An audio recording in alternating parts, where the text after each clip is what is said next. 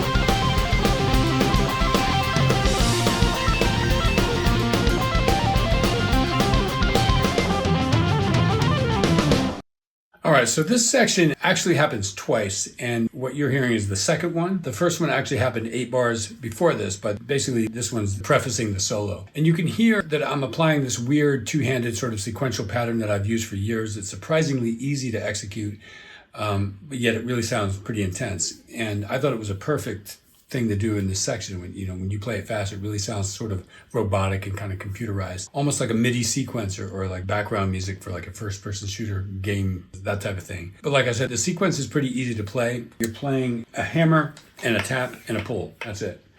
And I'll show it on the video, but you're just going like hammer with the left hand or the fret hand, right, and then tap and pull off. And then go to another string and do the same thing. So I went to the G string, I skipped over a string. Get my mute here. That's the technique. That's all you're doing. Right, so let's check it out in slow motion on here because I'm actually changing notes to accommodate the chord changes in this part of the song. So let's check it out in slow motion. So here it is, the slow motion isolated.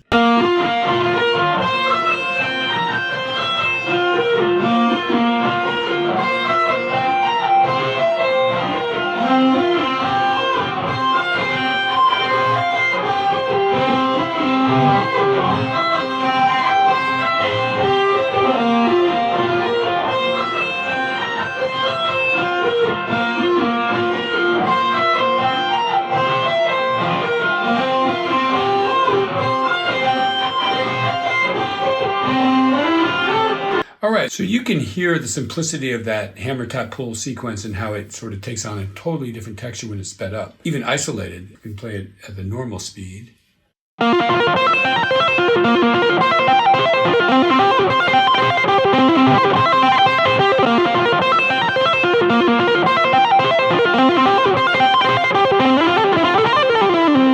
So that's what I was talking about in the beginning with that sort of very synthetic sound. I really like that technique when I'm trying to sound almost robotic or machine-like. This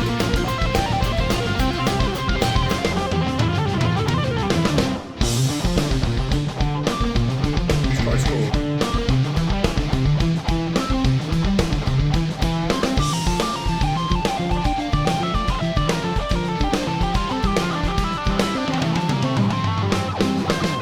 So that part was interesting for me because, they came up with this really cool part that's in 7. 1, 2, 3, 4, 5, 6, 7. 1, 2, 3, 4, 5, 6, 7. And I ended up descending on a basically a 4-note sequence descending, like against this 7 thing. So the accented notes in my descending 4 become displaced when 7 starts over again. So it was really cool. I had to actually do some math to get to know exactly where I needed to start in order to end where I wanted to end, because I had a very definite idea about how I wanted to end this. So that was a really cool part. And, the wah being in there a little bit, I think added to the digital nature of it. It just makes it feel a little bit more synthetic. So that part was really a fun part for me. Let's see if we have that isolated as well.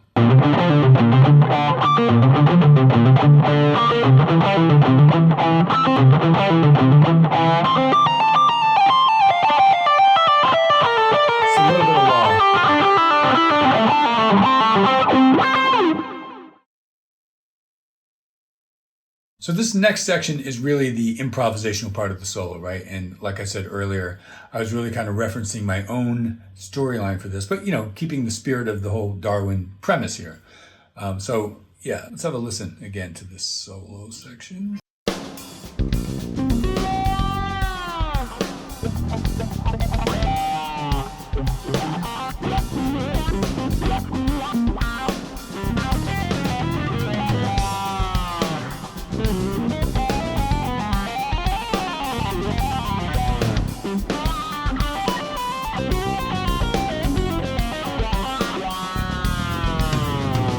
All right, so that was fun. To me personally, this section made me picture something like AI awakening in some form, maybe to a new level of intellect or a new level of self-realization, maybe just becoming more aware, more self-aware, but also becoming like more amped up because of this new awareness, and even starts recognizing maybe its own potentially destructive nature. And then because of that, having this cognitive dissonant response, which eventually leads to a decision to self-destruct. I know, I watch way too many movies, but these are all just sort of abstract interpretations. They're all just ideas designed to get me in a mindset entirely for the sake of bringing the emotional weight for the solo. Also, once again, I really enjoyed the wah thing. The wah seemed to really enhance this whole digital sound in some weird way. And sections like this are really fun because they're so open and non-constricting. You're not confined to some specific tonality even.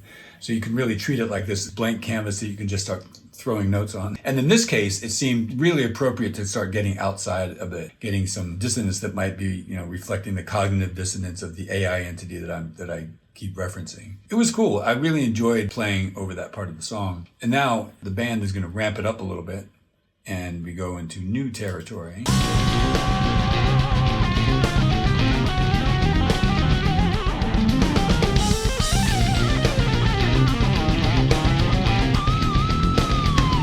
This is kind of the self-realization, coming alive, starting to, now the sparks are flying, this thing is getting crazy, right? Whatever it is, it's coming alive, but it's got a violent thing about it. So it's starting to become unhinged. It's starting to dismantle, self-destruct, if you will. So I really enjoyed sort of getting into that thing. So here, let's back it up a little bit.